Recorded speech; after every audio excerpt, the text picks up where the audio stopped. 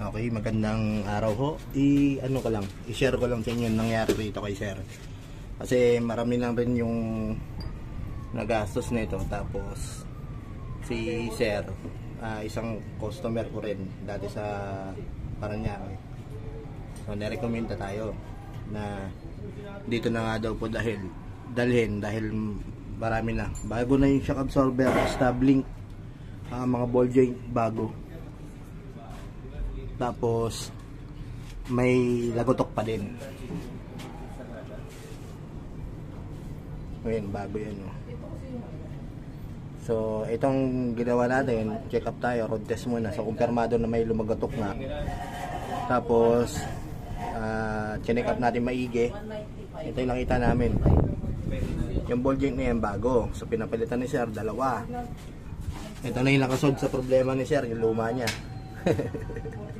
Binalik ko yung luma.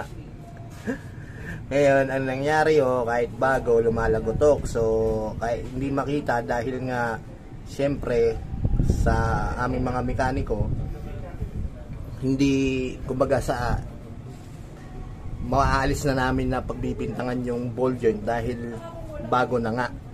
Siguro ganun rin nangyari sa mga naunang napuntahan ni sir dahil yung mga ganung senaryo naintindihan ko nga dahil bago yan eh. Hindi ka pwedeng basta-basta mag-sentensya na yan talaga yung sira. Maliban kung nakita mo talaga na sira. Dahil siyempre bago, pag bago yung pyesa mo, pinalitan mo agad, doble gastos nun.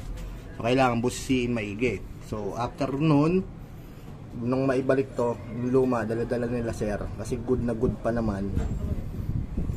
Ni-road test nila, okay na, problem solved na. So ganito po yung nangyari.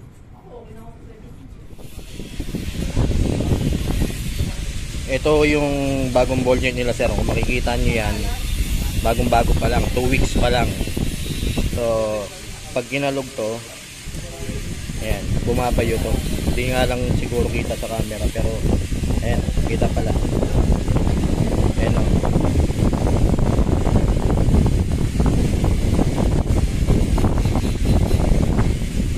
So yan, dapat yung ball joint na yun, walang play yan na taas, baba.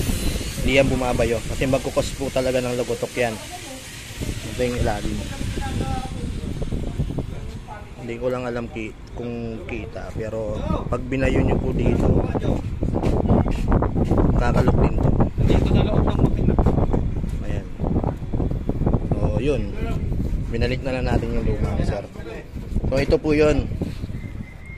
Mga sir, hindi porkit bago, hindi pwedeng umingay kasi marami na ako na-encounter na ganyan bago yung pyesa biglang umiingay. So may mga nangyayari talaga nun na hindi naman perfect. Kahit pa nga sa genuine may nangyayari na ganun na depektibo talaga. Isa rin ho na pwedeng nangyari rito kasi hindi ko na alam yung history kung depektibo ba yung pyesa, pero isa talaga sa pwedeng pagmulan, depektibo yung pyesa. Kung maaaring pag-press dito na press, bawal to pong ma-press dito. Yan, yung portion na gitna na yan. Kasi sisirain nyo agad yung ball joint yan. Dapat ang kalso nyan dito, panilagay yun sa press machine, dito sa matibay na to.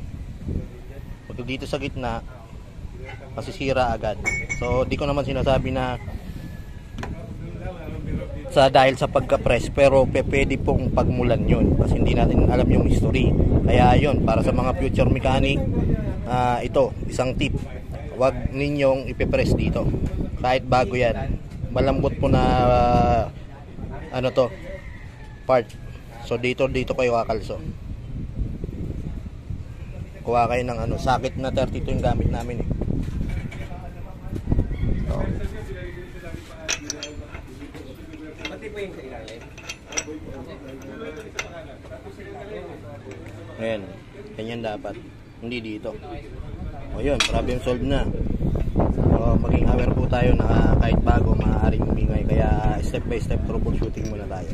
Yun, salamat kay sir sa pagre-recommenda at salamat sa tiwala.